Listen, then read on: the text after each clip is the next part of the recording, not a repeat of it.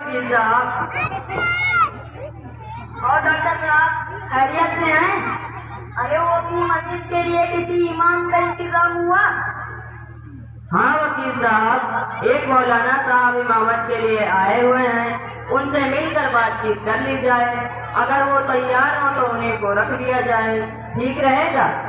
ٹھیک رہے گا، کہاں ہے انہیں بلوائیے؟ امام صاحب ذرا یہاں آئیے۔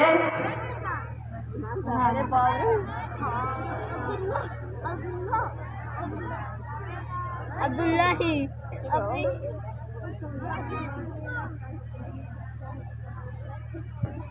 السلام علیکم ورحمۃ اللہ وبرکاتہ۔ وعلیکم السلام ورحمۃ اللہ وبرکاتہ۔ مولانا صاحب، اس سے پہلے بھی آپ نے کہیں امامت کی ہے؟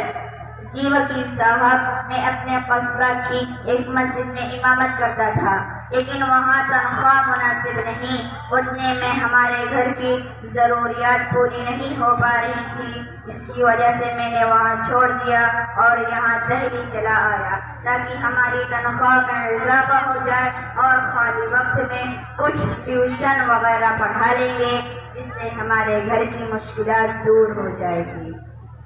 مولانا صاحب کچھ تلاوت کر کے سنائیں۔ جی ٹھیک ہے۔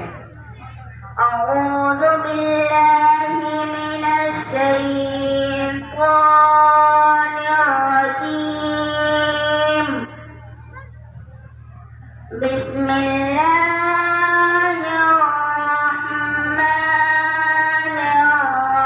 الرحیم،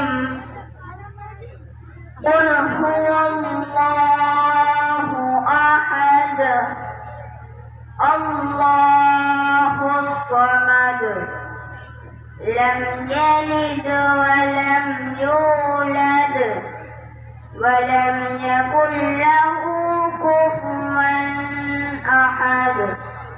ماشاء اللہ، بہت عمدہ قرأت ہے آپ کی۔ وہاں آپ کی تنخواہ کتنی تھی؟ ڈاکٹر صاحب، وہاں پر میری تنخواہ 3000 روپے ماہانہ تھی۔ دیکھیے مولانا صاحب، یہاں آپ کی تنخواہ تو زیادہ ہوگی، لیکن کچھ شرائط ہوں گے، اگر آپ ان شرائط کو مانیں گے اور عمل کریں گے تو آپ کو مستقل امام رکھا جائے گا، ورنہ کچھ دنوں تک آزمانے کے بعد آپ کی چھٹی کر دی جائے گی۔ وکیل صاحب، وہ شرائط کیا ہیں؟ وجہ ہوں گے تو عمل کروں گا۔ وہ شرائط یہ ہے کہ آپ بلا ضرورت مسجد کے باہر نہیں نکلیں گے۔ نمبر 2، وقت کی پابندی کرنی ہوگی۔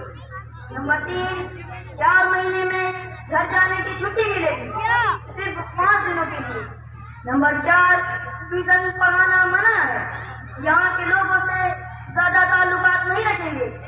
نمبر 5، کمیٹی کی لوگوں کی عزت کرنی ہوگی، کمیٹی کے اراکین جس کام کے لیے کہے فوراً کرنا ہوگا۔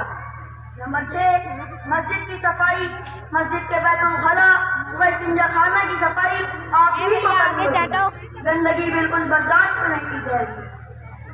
نمبر 7، گھر جانے کی چھٹی صدر صاحب سے لینی ہوگی، اور بھی بہت سی شرائط ہیں، بعد میں بتا دی جائے گی۔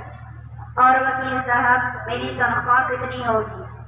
مولانا صاحب تنخواہ 10,000 روپے سے شروع ہوگی۔ مولانا صاحب، آپ کے کتنے بچے ہیں؟ وکیل صاحب، ہماری 2 لڑکیاں اور 1 لڑکا ہے۔ ڈاکٹر صاحب، 10,000 روپے بہتر ہے کیونکہ ان کا پریوار بڑا ہے۔ السلام علیکم ورحمۃ اللہ وبرکاتہ۔ وعلیکم السلام ورحمۃ اللہ وبرکاتہ۔